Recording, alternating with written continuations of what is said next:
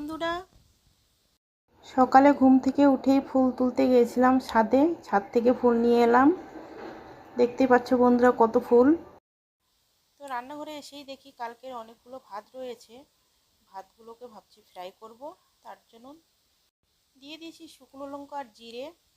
আর এখানে কেটে নিয়েছি গাজর, পেঁয়াজ, ছোট্ট একটা আলু। তার সাথে দিয়ে দেব ডিম। ডিম দিয়ে একসাথে ফ্রাই করে নেব।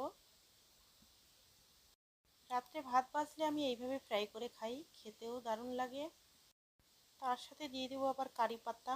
কারি পাতাও দিলেও ভালো লাগে, কিন্তু কারি পাতাগুলো শুকনো ছিল তার জন্য দেখা যাচ্ছে না।